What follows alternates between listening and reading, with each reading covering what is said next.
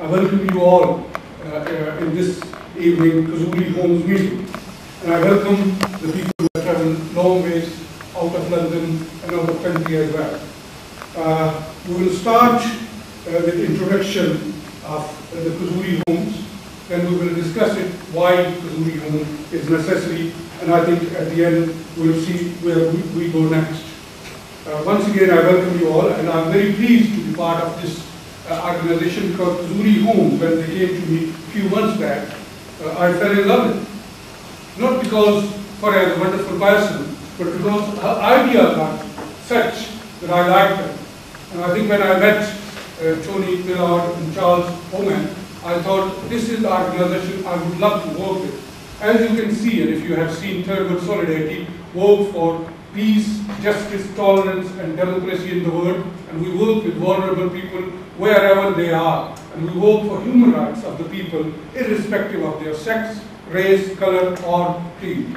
So we have been around for the past 25 years. All Party Parliamentary Group was formed in 2005. Dave Anderson, Member of Parliament from Blaydon, is our chairman. Unfortunately, he's not feeling well. Maybe some of you have had heat stroke yesterday when he was working and running around, so he had that. And I just received a message that he wouldn't be able to come around. I welcome Terry Bamford, who has been working with Thurgood Solidarity, and he's a member of Executive Committee of Thurgood Solidarity, and he was Executive Director of Housing in Kensington, Chelsea, and after that he was a Chairman of PCT in Westminster, Kensington, Chelsea. Thank you very much, Terry, for coming. Can I introduce the first speaker, who have travelled from Switzerland, and he is a President of ALM, Investment Segal, Chairman of Kazuri Group. Kazuri Group, who we are, he is going to speak about. Can I invite Anthony Millard to speak first? Thank you very much for the introduction, Mushtaq. As Mushtaq has said, I am Anthony Millard, President of ALM Investments, which is a Swiss-based small investment vehicle doing finance, insurance, and technology investments. And as Mushtaq has also said, I'm the Chairman Designate of the Kazuri Group. Now, I thought it might be interesting for you to know why I was asked to be the Chairman Designate of the Kazuri Group. And what background to that, I was introduced through mutual friends on Facebook to Farah Hamshi in the autumn of last year, as often happens these days. And we got on over the internet waves, and we communicated for a few months. And after 3 or 4 months, she said, would you mind taking a look at something for me? I said, absolutely, that's fine. And she sent me a business plan. And that business plan was something that had been very small and very cherished to her in the previous 2 years, and something she spent a lot of her time on. And that business plan was the basic initial first Kazuri, which was a program she was developing, a residential program for women ex-offenders, short-term and young, who at the time and now have no real support or relief. So I made a couple of suggestions to Farah, and a month later I was in London and met her, and she said, would you be interested in being involved more formally with Kazuri? I said, yes, I would. And at which point I said, if we were going to do this, we would be better off doing it in a way that would serve a wider client base, a wider base of service users. And as such, I said that there should be firstly a program of treatments that we could break down into the constituent parts, and we could cost properly, that then we could then reassemble those treatments into programs that would serve the different needs of different service users, whether within a Kazuri home where we would control, manage, own the residential property, or whether it was within a prison, or whether the Kazuri treatment would be offered completely independently. The second thing I said was that I had looked at the Peterborough prison SIV, and I thought that was an excellent idea. But I thought what would serve us better would be to produce a template for an SIV that would be appealing to private investors. In other words, to make it a proper investment bond that would be secured on the cash flow from the business, that would be easily and quickly replicated if we wanted to raise money from investors for different types of Kazuri. And thirdly, would be able and would be satisfactory an investment mechanism, so it could be sold on. So if the investor bought it and then didn't want to stay the full term, they could then sell it on the secondary market. I thought that would be very helpful for the overall business itself. The third thing I said to Farah was that it was very important that when Kazuri was structured, there was a way of properly rewarding the people who were supporting it and working with it, both the people that were putting in the ideas and the people that were actually doing the work. So I said Kazuri should be structured like that. So that basically is the mechanism and the sort of the engine that we created with Kazuri. And around the table tonight are people who are going to talk much more detail about the treatments and how the financing is going to happen, and the actually really important details. But I wanted to touch on a couple of points that I was very interested in, and that is things that were part of Kazuri but were there to support it, but weren't necessarily absolutely central to it, the initial idea of Farah's. Well, one of which was to provide a safe and supportive environment for the service users to work in. And we discussed with, in fact, I thought it was one celebrity chef, and I now understand it's 2 celebrity chefs who were very, very interested in doing a joint venture with us, one of which will be called Kazuri Fish. So there's a clue there, there's not many fish celebrity chefs. In fact, I see you speaking here in a couple of weeks' time, actually. And this will be a place where the service users, the people who are using Kazuri, can go and work, learn proper life skills, working in a normal commercial environment, but we'll still be within a Kazuri type structure and will be still close to the main Kazuri itself. And the second idea, which was very separate when we started talking about 3 months ago, was, and this was actually before I even heard that this was a sort of hot button, was the idea of doing some sort of Kazuri work program within prisons. And the idea that we have, which I can't discuss in huge detail at the moment because we're still working on it, and as I said to Farah, it's a bit like the rest of the code. We have to keep it a little quiet at the moment.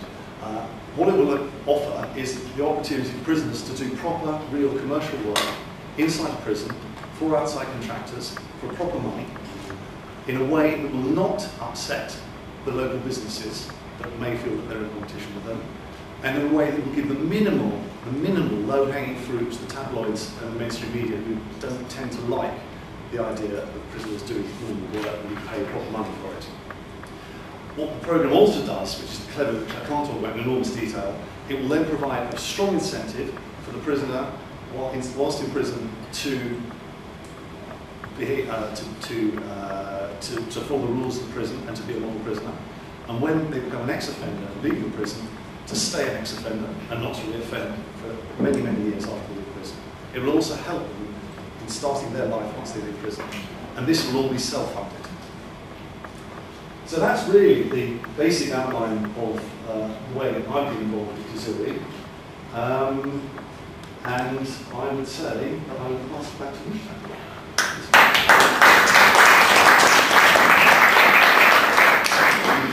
Thank you very much, Tony. And I think you have just seen the benefit of 21st century. So the people who are sitting in far away from each other, and I have not yet learned how to be on Facebook. I am not on Facebook. My daughter and sons are, and I hope my grandchildren will be. But this is the benefit of 21st century. And I think in 21st century, if we are not treating people wherever they live, and whatever gender or sex they are from, I think we are not delivering.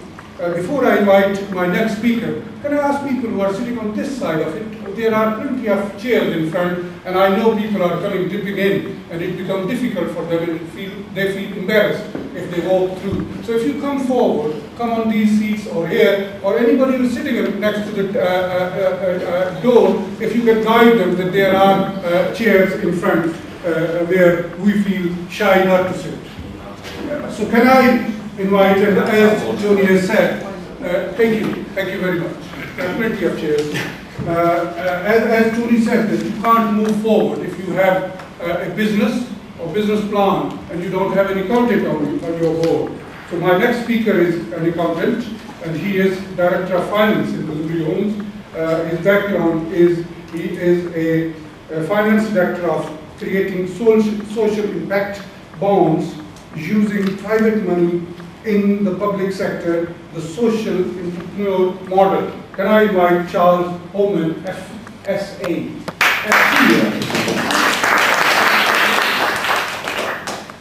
By way of introduction, I'm Charles Homan, a chartered accountant with over 20 years experience advising, auditing and providing outsourced back office support for commercial, not-for-profit and entrepreneurial entities, locally, nationally and globally.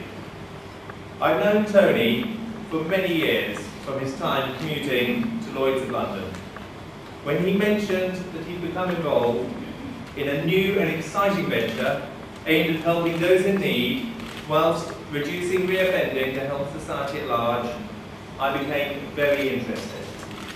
I felt that the skill set that I could bring to the party ranged from, number one, advising on the legal, technical and practical issues that affect a start-up venture of this type, ensuring that good governance is brought to bear from an early stage and is endemic in the organisation, providing a scalable outsourced accounting function, assisting in the tight controls of budgets and providing credibility to nervous funders whilst meeting their strict covenant requirements, and assisting in finding lasting solutions to the problems funding the programmes that Kazuri plan to deliver.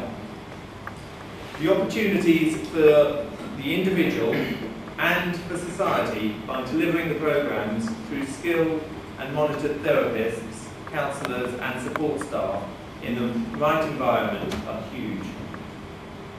Currently, the provision and support for the vulnerable young women is poor and reoffending rates are far too high, as we all know, which lead to career reoffending with drug abuse and huge personal cost to the individuals and to society at large, and that's funded by you, the taxpayer.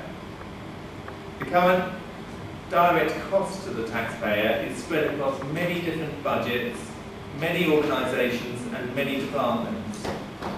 We can deliver an overall significant saving to this total cost. The main hurdles that we face are credibility. Being a new start-up venture with passionate ex-offender leading the initiative, organisations view all start-up organisations as an increased operation and financial risk. Therefore, to counter this, we've gone for very experienced, best-in-field people to help deliver the Kazuri programme. Securing funding, as the current costs are spread over several budgets in several different departments, and an overall saving would not necessarily show in one individual budget holder's account. So a coordinated approach is required to divert some of the treatment and accommodation funding to a single budget, which can be delivered at a higher standard with improved results for less money. We can achieve this on a pilot, but the challenge is to move forward with revised budgets for a sustainable future change to that funding policy. We fully support the payment by results model.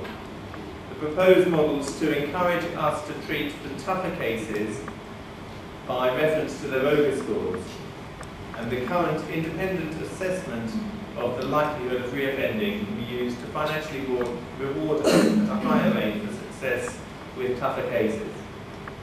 So we don't want to just pick low-hanging fruit. We want to address the serious problems and help those most in need.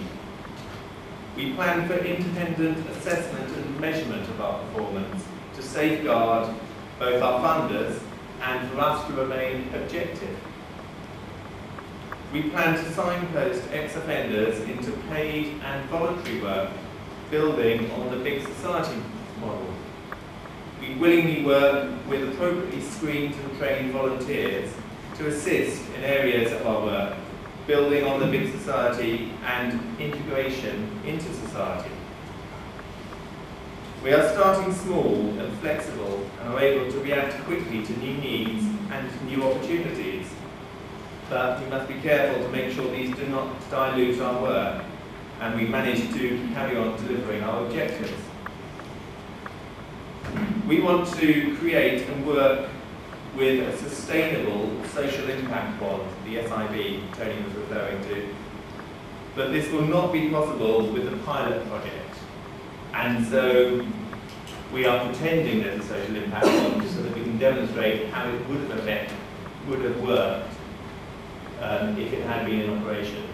But there are too many barriers to getting it going whilst delivering a pilot project on a smaller scale. So we will liaise and work closely with the Ministry of Justice, the probation and health authorities, administering personal budgets to seek a sustainable solution. Our aim at Kazuri is to roll out a successful programme that is scalable to cover the country and can reduce reoffending in young, vulnerable women, so that in time, a prison such as Holloway could be closed and the substantial capital receipts assist the Treasury to fund further improvements and further work. As a church warden, and with my wife being a leading expert clinical psychotherapist, designing and delivering successful drug treatment throughout the UK, this is a great opportunity for me to help make a difference and to be part of the Kazuri team. I look forward to moving this project forward to meet its objectives. Thank you.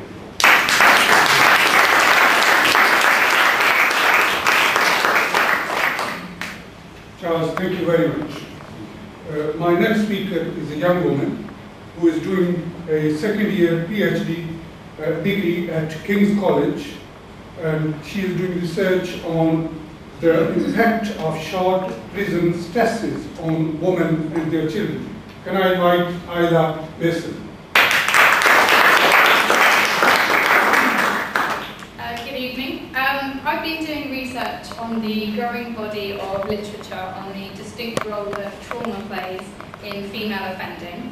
And I found that the number of British female prisoners suffering from post-traumatic stress disorder is unknown, and its link with mental health, drug misuse, self-harm and crime is also far from fully understood, and therefore requires a lot more research. So what is PTSD? According to Scott Tilley et al., it is a complex and serious syndrome with emotional and psychiatric symptoms and physical consequences that develops as a normal reaction to a traumatic event where somebody experiences or witnesses something that they consider to be a life-threatening event. For example, war, personal hostage situations, and childhood sexual abuse. The symptoms of PTSD can affect daily functioning and employment and can take effect days, weeks, months afterwards. There are many different PTSD symptoms, but flashbacks and nightmares, panic attacks, the avoidance of certain people or places, depression, emotional numbing, substance misuse and hypervigilance are all often reported. However, there are many more symptoms. If left untreated, PTSD can have serious and long-term health consequences. Besides the typical reactions to PTSD, Valentine argues that trauma may trigger offending behaviour. Early interest in PTSD centred around combat experiences, as research has consistently shown that exposure to combat is associated with an increased risk in PTSD. One study of West Virginia's combat veterans of Iraq, Afghanistan and Kosovo suggests that nearly half may have PTSD symptoms. Similarly, Maloney et al. Reported a direct link between female prisoners' trauma and often subsequent PTSD and their offending behaviour. Likewise, the experience of the criminal justice system can be traumatic due to its invasive security measures and authoritative handling of prisoners, which may bring about PTSD or the sum of its symptoms. But not everyone who experiences a trauma develops PTSD. For example, the exposure to traumatic events for the American general population is estimated to range between 40 and 90%. However, according to Battle et al., exposure to trauma is nearly universal among incarcerated women, with studies showing ranges of trauma exposure to between 77 and 90%. and it's found that regardless of type of study, population, or type of assessment, females are more doubly likely to develop PTSD than men, and this is also reflected in the female prison population. Many studies have found that multiple traumas help predict girls' delinquency, and that females with higher levels of PTSD have also experienced high levels of abuse. In fact, DeHart, when exploring the link between a range of traumas and female offending, concluded that given the restricted options and negative influences illustrated in her research, failure to choose a pathway involving crime seems more remarkable than having chosen such a pathway. Several studies demonstrate the prevalence of PTSD in international female prison population. For example, Butler and Walnut found that 28.6% of female prisoners in a New South Wales population were suffering with the disorder, and 33% of incarcerated young female offenders in Japan had PTSD. Similarly, Teplin et al. Found that 33.5% of Chicago female prisoners awaiting trial had lifetime PTSD, which is double the rate of the general American female population. Similar levels of exposure to trauma are reported by our female prisoners, and in research conducted in England and Wales, 39% of all female prisoners in one sample were still affected by a traumatic event, and 17% relived the event or had distressing dreams in the last month. It is widely reported that female prisoners have experienced high levels of physical, emotional and sexual abuse as children and adults, but our official figures are likely to underestimate the true figures, as a lot is not disclosed to officials. In addition, PTSD sufferers may struggle asking for help, as they may not be ready to address their trauma. Gelthorpe et al. Argue that incarceration may well exacerbate or even cause psychological distress and drug dependency, and prison may further traumatise already vulnerable women and assist in the cycle of reoffending that we're seeing. Zlotnick found that incarcerated women with histories of early abuse compared to those without such a history were more likely to suffer from a complexity of psychological disturbances, which includes PSD. 81% of the women that the charity Women in Prison works with have experienced domestic violence or sexual abuse. It is argued that this trauma plays a part in the onset and persistence of their offending as a coping mechanism, as a history of sexual abuse is often a predictive indicator of PTSD. The Howard League suggests that of those who experienced abuse, 53% were under the age of 12 at the time. As such, it could be concluded that although the number of women with PTSD in England and Wales is unknown, numbers are likely to reflect those in other countries. Many argue that there is a link between histories of trauma and violence, substance misuse and mental health issues, as these issues often coexist within the same person. Baroness Corston found that 75% of female prisoners had used drugs in the 6 months pre-imprisonment, and 58% had taken drugs on a daily basis. The Social Exclusion Unit reported that 39% of female offenders had hazardous drinking levels in the same year before prison. Again, women may hide or underplay their substance misuse issues through fear of losing their children. In 2004, the Home Office reported that a large number of women in prison with mental health problems were ending up in custody rather than being diverted into community-based mental health services. According to the Prison Reform Laws, 30% of female prisoners have previously been in psychiatric hospitals, and one study reported that 70% of female prisoners suffered from 2 mental disorders, and 62% suffered from 3. Similarly, Corston reported that 78% of female prison receptions exhibited some level of psychological disturbance, and the comparable figure in the community is only 15%. However, only 40% of female prisoners in one sample had received any help for emotional problems in the 12 months prior to imprisonment, and 45% of those who told women moving forward that they had used mental health services in the 12 months before prison did not receive any help for this while they were in prison. In a study of female prisoners who had nearly fully self-harmed, 53% had been diagnosed with PTSD, and PTSD was one of the diagnoses most strongly associated with near-fatal self-harm. Maloney argues that imprisonment itself can have serious mental health effects, particularly for women with children and histories of victimisation. The prison experience is not an isolated encounter, rather it may serve to exacerbate women's trauma, while the trauma may exacerbate the prison experience for women.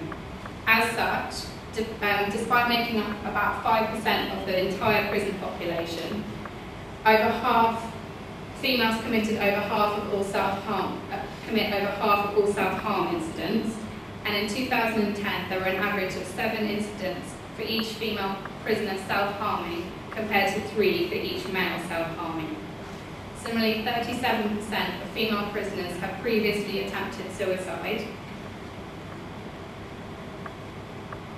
And although females in the general public are 3 times less likely to commit suicide, in prison they are twice as likely. And as such, between 1999 and 2009, there were 75 female prisoner suicides. However, unfortunately, there are also a great risk upon release. And Pratt et al. Found that they are 36 times more likely to commit suicide in their first year from being released from prison than the general female population.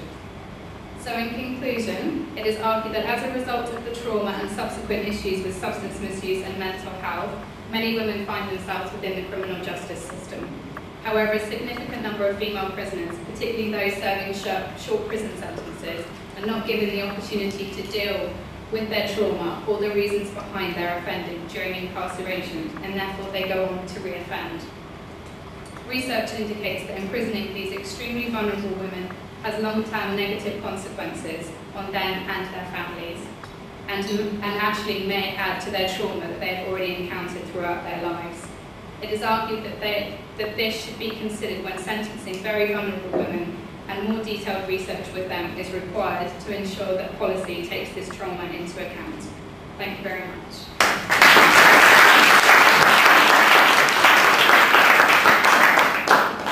Thank you very much, Ida. It is eye-opener for everybody, and I think PTSD is post-traumatic stress disorder is one of the very, very common problem of ex-offender, ex-young offender, and everybody who comes out of prison. Enough of men and also women. Now, our next 3 speakers are women, because we are talking about young women tonight, and I will introduce the first, and she will introduce the next 2 speakers. First is, whose name creeped up every time every speaker spoke. So she is the real brain, and she is Farah Damji, who is a creative director of Kabul.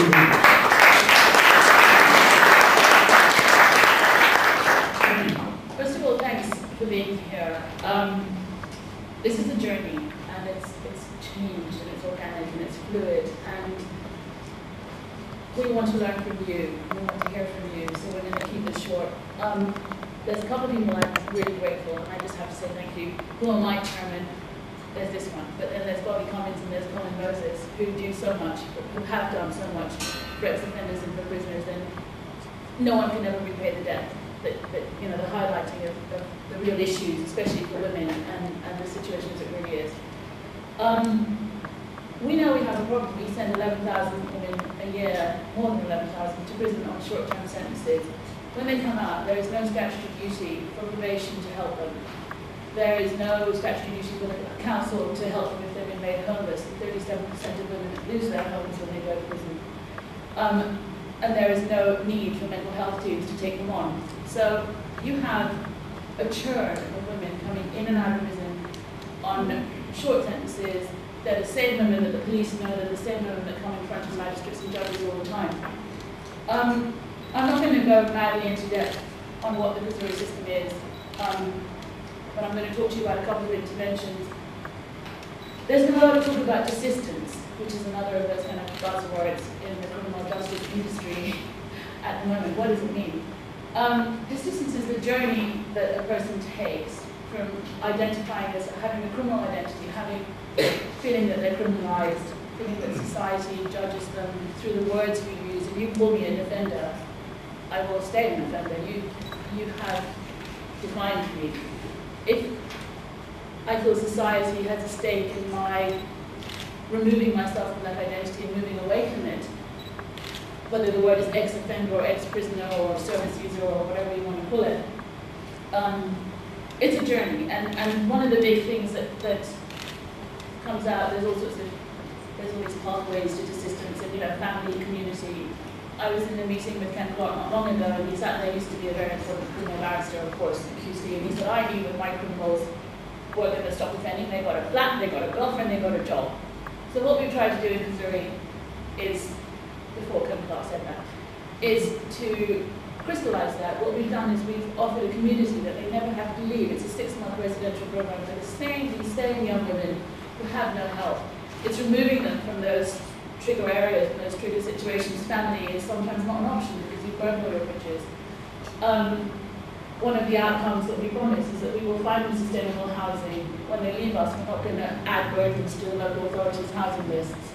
And another outcome, working with a fairer chance, who are actually 2 ex-LOMS employees, Tapan Badia and Maggie, who've had serious outcomes in this area, is to find them sustainable jobs. Not necessarily, manual labour, but how about women's construction teams, or how about, women's media, filmmaking companies of ex-offenders? Something really viable, something women want to do. We've got a florist who's very engaged and wants to help women to learn to design flowers. Tony's idea, Missouri Fish and Missouri Works, is a brilliant idea. It's about reintegration, it's about regeneration. So one of the things that we know works is community, is restorative justice. One of the ways that I can make amends is by owning up and facing to what I did. Whether I do that to you as my victim, or this language is so loaded, but as my victim, whether we're doing the Restorative Justice Conference, and that's the big part of Missouri. It's about accountability, transparency, engagement with community. Another, intervention that has been proven to work is reducing or containing and controlling, first of all, substance abuse. The coalition's policy now is not about sustaining Subutex and methadone and other heroin substitutes. It's about complete abstinence. And what hasn't been tried in this country is a treatment where you deal with the effects of trauma and PTSD, and you're also at the same time detoxing and leading that person on their own personal road to recovery. It's not a one-size-fits-all thing. It has to be a bespoke kind of a tailored solution. And what we've known for a really long time, but no one has really addressed, is this. We've all known about trauma in women, and it's very much talked about. It's very hard. I really commend you for coming, because it's such a hard thing to witness. And the more you sort of go into it, you're kind of stepping into the dark side and crossing the Rubicon. And it's a hard place to sustain, but something that was written. This is an important book. It's Judith Lewis Herman. It's written nearly 25 years ago, but it's still sort of a leading book in women in trauma. And she says, to study psychological trauma is to come face to face with both human vulnerability in the natural world and with the capacity for evil in human nature. To study psychological trauma means bearing witness to horrible events, and the events of natural disasters or acts of God. Those who bear witness sympathize readily with the victim. When the traumatic events are of human design, those who bear witness are caught in the conflict between the victim and the perpetrator. It's morally impossible to remain neutral in this conflict. The bystander is forced to take sides. So what we're saying is that the women who commit these crimes have been abused, have been traumatized at a very early age, and as Isla found in her literature research, actually to not commit crime would be the strange path, would be the kind of deviant path to take. Committing the crime as a way of self-destructing and sabotaging. Someone who puts all of this into her practice, who is a 20-year veteran in the field of psychotherapy and dealing with women who have issues and traumas and are involved with the criminal justice system, is Susan P. Stannett, who has developed her own model, and which we've used substantially. She's our clinical director. We've used it substantially, especially in this sort of women-focused program that we've got here. And she's going to talk to you specifically about her practice.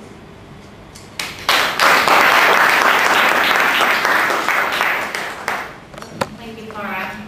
I'm another Facebook friend of Cara's, and I was writing this book, which is going to come out in 6 months, called The Trauma Toolkit, Healing PTSD from the Inside Out, and I needed readers, and she's a brilliant writer, so I had her start reading the book.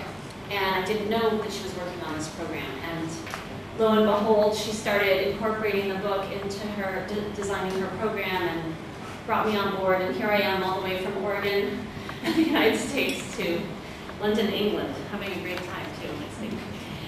So I'd like to tell you a story about one of my clients, April. April was referred to me about 10 years ago. She was on her way to prison, almost, but some kind person intervened and said that if she could get into therapy with somebody who'd work with her, that she could avoid prison. She'd been stealing from her employer.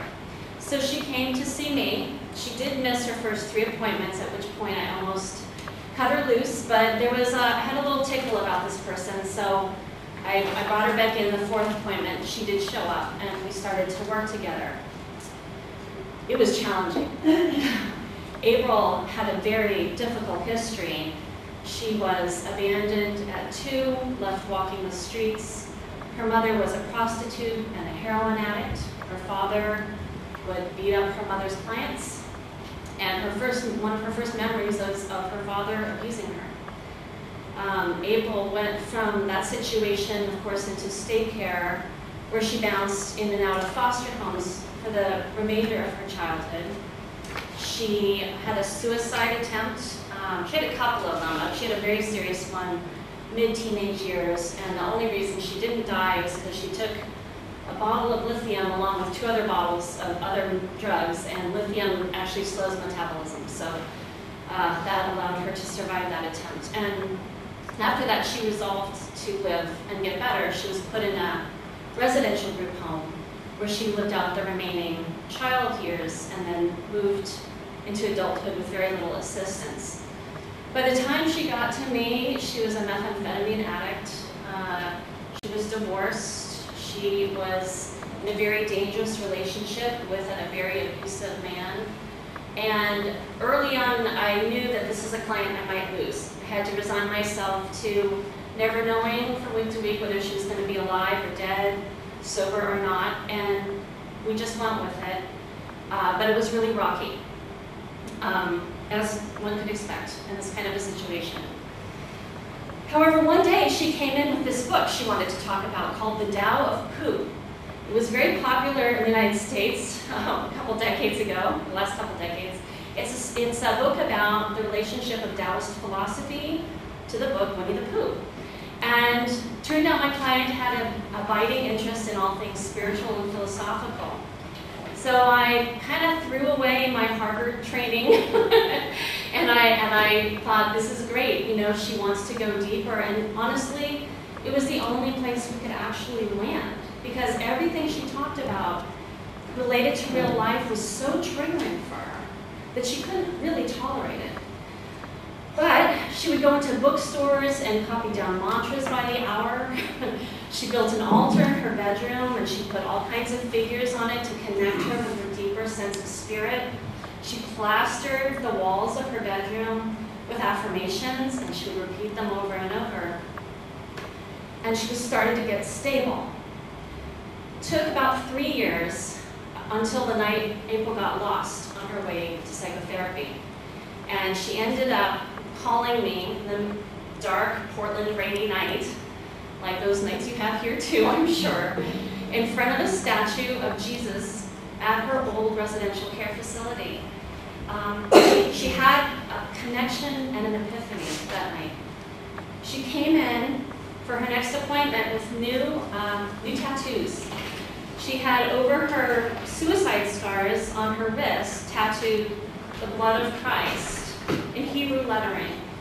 And there was a kind of like a sealing of the covenant for her that she was going to live and that she could get assistance from a spiritual sense. And we finally began real therapy. We worked together for several more years. I'm happy to tell you that April is alive, she is sober, she has meaningful work and a nice boyfriend. Her struggles are far from over, but because of this deep, holistic work we did, she wouldn't even think about committing a crime. She frankly doesn't want the karma. Okay. So I'd like to share with you some things that April taught me. 1, we grossly, as a society, underestimate the amount of trauma people have suffered who break the law. People often end up in prison because they are trying to survive and tolerate unlivable lives. There aren't that many research studies on women, either here in England or in the United States, but the ones that I reviewed in the United States dovetailed very nicely with Isla's findings, where they found that indeed between 70 to 90% of women in prison have had a serious abuse event, and most often it's a sexual abuse event.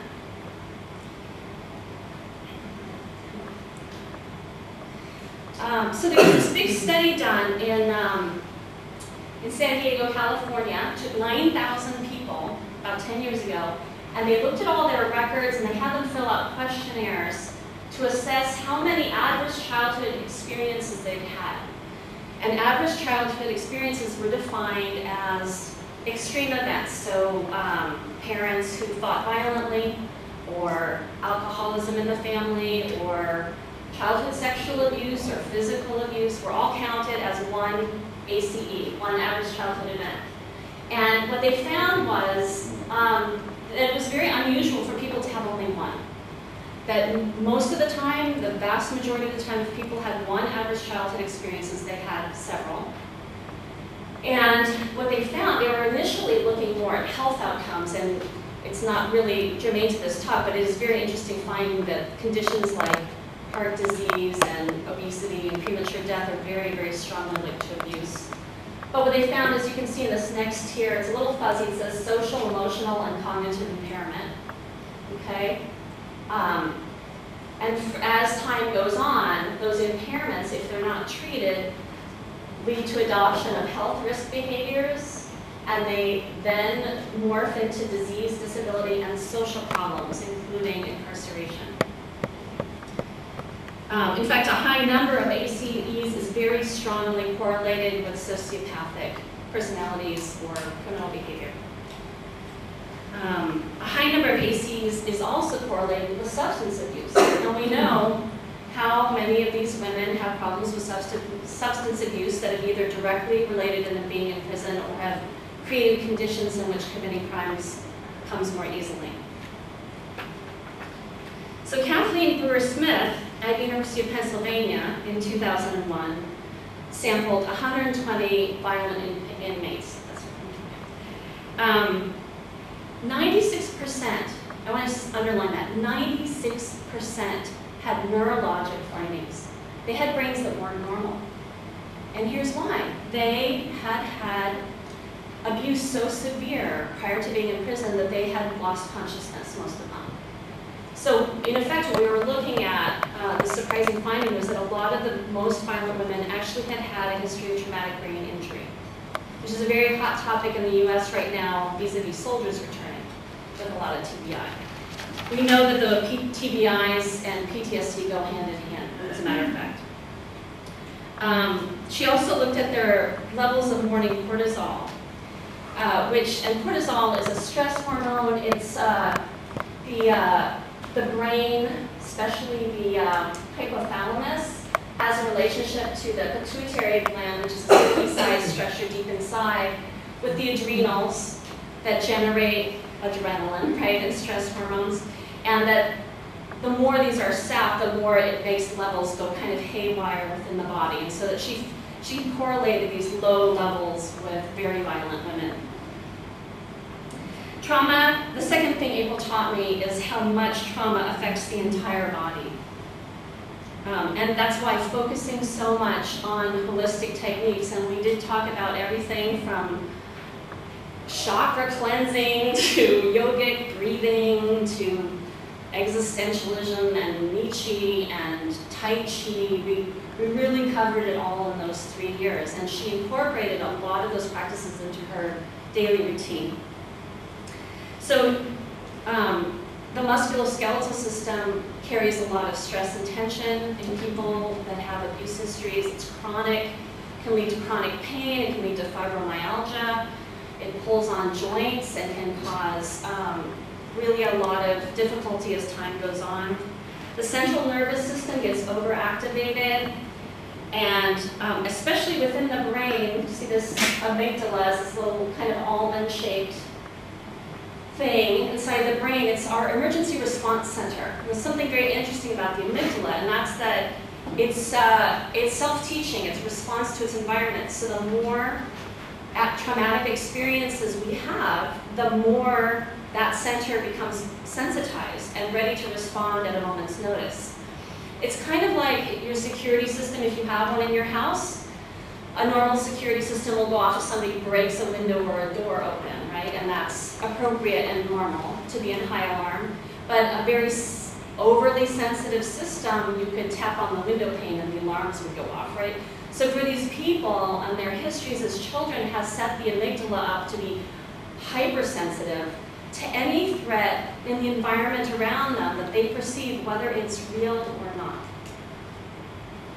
The HPA axis is a very hot topic of research in the United States. There's been a lot coming out in the last 3 to 5 years, and more every month in the trauma journals. So that's the hypothalamus and the pituitary gland and the adrenal axis. We can go on to, this is as a pause, I want to just point out the amygdala here is in the middle. And that's because it connects to the frontal lobe, and it has access to everything about planning actions and fear reactions, and we'll get into that in a minute. So the HPA axis rules the neuroendocrine system, basically. And it's linked. Disorders in the HPA axis are not just linked to physical problems and autoimmune diseases, but also to all kinds of mental disorders, okay? Mood, digestion, energy regulation, libido, immune system functioning, and much, much more we're finding are directly connected into this system. What's interesting about this is that it also impacts how the frontal lobe is. Now, these women who are 18 to 25 years old actually don't have fully grown brains yet. I always tell my teenagers this. Your brain's not fully grown. I get the final word, right? Our brains aren't really fully grown until 25, and that includes planning and anticipating the effects of your actions in the real world, right?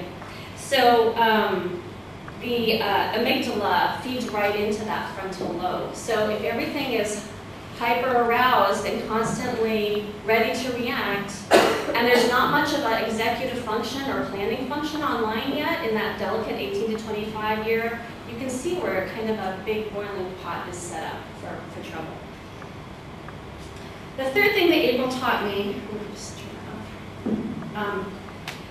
is that very important and counterintuitive idea that punitive measures actually do not work for this population. They just don't work. And now we have the neurobiology to know why they don't work. Because punitive models increase anxiety, right? That's what they're kind of designed to do. But the problem is these women's anxiety is already sky high. They're having trouble regulating and functioning based on how hyper-aroused their entire central nervous system is. So they're already anxious. The punitive measures make them feel worse and more anxious, and their functioning goes down. The kind of model that we are proposing is a model that's restorative, that restores and increases functioning and helps these women grow to a fully functioning brain. So it decreases anxiety and raises functioning. So what gives the brain and body the best shot at healing? A non-judgmental, holistic, integrative program that maximizes the chance for healing and resolution of PTSD and is skill-based, as we've talked about, giving people the tools to move on in their life. We absolutely cannot afford to do what we've been doing. We have to do something different. In writing this book, I've been discovering that more and more programs are popping up around the United States to do just this. And interestingly, one of the best places to find this is in the US military, which is kind of a shocker for me. But the US military doesn't care about dogma, they care about work, so they've been trying aromatherapy, they've been trying acupuncture, they've been trying yoga, and they have this wonderful place at Fort Bliss where they have raised redeployment rates for officers from 10% to 60% based on a fully integrative model that's almost identical to what we're proposing for these women. So where does England come into all this? England, you have a unique role in history. England has been traditionally the leader in human rights around the world. Starting in 1600, England helped the entire world jump forward by implementation of the Elizabethan Poor Laws. The Poor Laws said, we're not going to let people just die on the streets, we're going to take care of the deserving, and not so much take care of the undeserving. The undeserving were unmarried mothers at that time, vagrants, unemployed, and the destitute old is how they called it. By the 1800s, though, people had wised up a little bit and become a little more compassionate and inclusive, and they brought more people under that tent. In early 1807, England abolishes slave trading, one of the first countries to do so. In 1833, England passes some of the first labor laws on behalf of children. And in 1911, Great Britain passes the National Insurance Act, something some of us across the ocean are still trying to do, unsuccessfully. And by 1948, England had extended coverage to all of their citizens. This new model that we're proposing says that nobody is undeserving. If we can fix it, if we can help somebody and heal and reintegrate to society, this benefits all of us. England has a chance to be a leader again in this area, to be a champion to progress humanity in a favorable direction. The current system, and it is prevalent around the world, is unsustainable. And that's an interesting word, isn't it? Because in the environmental movement, there's a lot of talk about sustainability, and that idea is that we don't just throw things away and have them disappear magically somewhere. Right now we're finding out that if we throw our garbage away, it ends up coming back to us in our water or in our earth that we're planting our food in. Or if we throw our plastic away, it's ending up in the middle of the Pacific Ocean, circling the size, in a mass the size of Texas, right? And we've had this attitude about people that we can somehow throw them away. We can lock them out and then throw them out on the streets, and that somehow they're going to be okay. And the reality is they're really not okay. And they're ending up back in the system and costing an absolute fortune. Committing to a sophisticated system of restorative justice would be a change. Yes, it would be a change towards wisdom, towards what works, towards better economics, and towards a better life for these vulnerable young women who have found themselves in a very bad situation. Kazuri Homes has taken what I have laid out in my book to heart.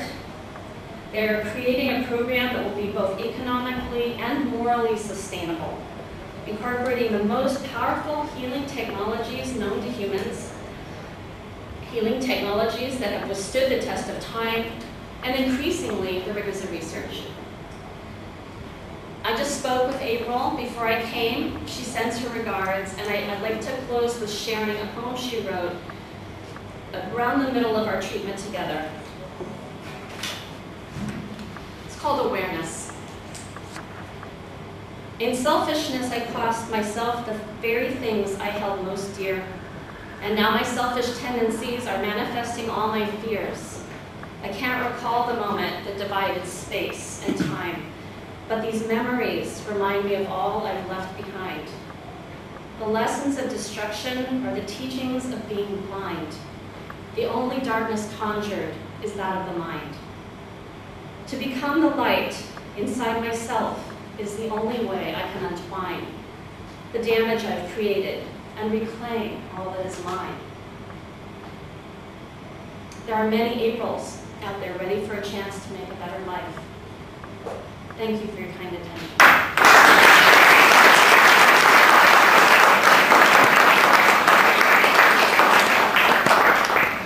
I have a life outside Facebook. Thank you. I promise. And what is big society? 80 years ago, before David Cameron was even a twinkle and his dad died, Virginia Woolf said it really well. She said the public and the private world are inseparably connected.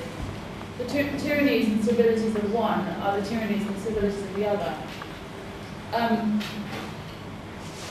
prominent MP probably defined it better than any other definition that I've heard. He says, Robert Halfman, who is also on Facebook, says, first, the big society says that the social capital, the glue that strengthens communities and binds us together, is as important as economic capital. We cannot have one without the other, because capitalism works best with strong communities. Kazuri is a social enterprise. We are a profit-making company. There is an asset block within our structure that commits to putting back 30% of whatever we make back into the Kazuri projects, or similarly charities or other community, things that are good for the community. He also says, secondly, the big society believes that people power is as effective, if not more so, than state power, which means devolving power to individuals to make decisions. Lower taxes, for example, give us more economic power, and direct political devolution for individuals and communities mean more social power. Part of that is about taking back personal power from big state. And part of the journey of resistance is also rebiographying, which is another of these great buzzwords at the moment, which is just about, let me tell my story, let me define who I am. And a big part of that is through creativity and expression. And sometimes writing it down is the hardest part. That's how you begin to come to terms with who you are and what you did and where you're going with it all. Aaliyah's an amazing woman. Aaliyah's a writing resident for Women in Prison, which is a charity that I work with quite a lot. And she goes into women's prisons particularly, and she works with women who self-harm, and in a completely non-judgmental setting establishes a community where a woman can really express sort of her deepest, darkest, and most vulnerable side, but she can tell you about that.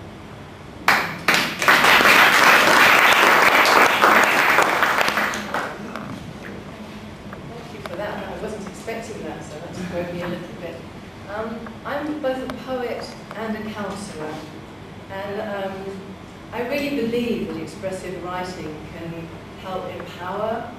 I think it can help us explore who we are, and it can really build confidence and self-esteem. I do work with men as well in the prison estate, but I'm going to focus for this 15 minutes on women.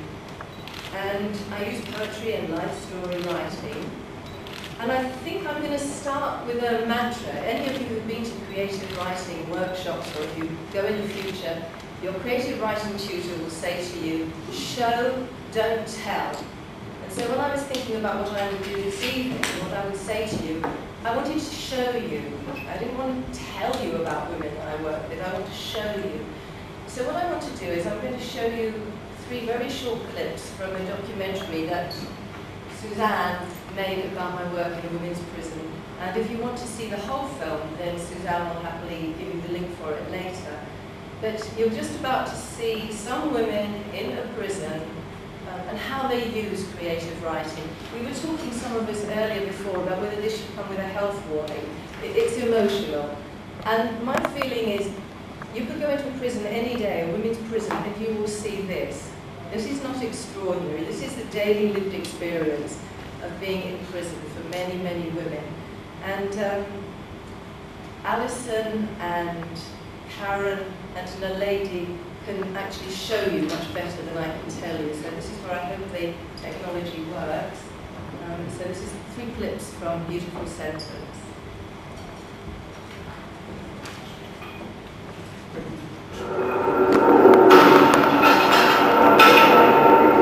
I'm Karen, and this is my poem.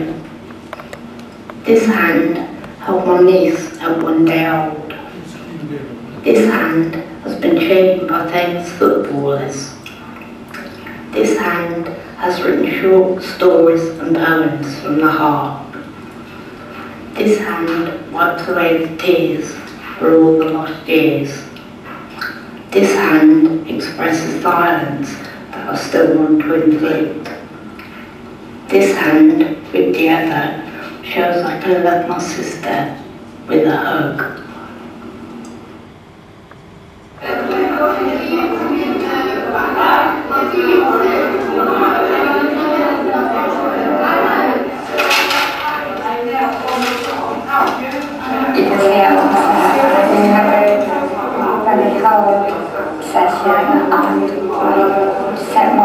It started off asking the questions in the poem, and it started ended up with a poem. I mean, today I just don't have, because I've only just started remembering, because it was so painful. I watched her, and I mean, I was literally tearing my hair out in the room. I mean, when Dad come to fetch me, bring me here, I've just got the do-way off ready to live it, so it's not painful to remember. This is more of a prayer than a poem, and I wrote it, literally an hour ago. Lord, only you know my heart is about to break, only you know how much it does ache. I'm playing with the flashbacks of the past. I need rest in peace that will last. I feel so delicate, reverting back to a child. I can see it in my eyes as I go on. And God, it just feels like it. It doesn't feel like being born at the bed. I hurt so much, I want to die. I don't want to live, and that's no lie. The bastards are now long dead, but they're still alive in my head. I never realised I was such a mess when I was learning the second case. Lord, am I really insane? Or just arrogant, immature, and vain?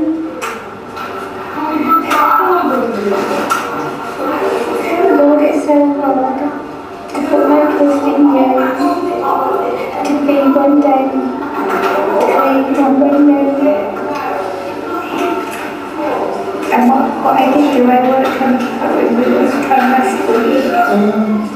Just stop for a minute then, that's so beautiful. That's what I was saying, with the years of growing, because as I say, I've been writing to a day, they said, although it's so sad, it's beautiful. Yeah. And as I say, they've now got me the point where I'm actually writing the poem instead of so long.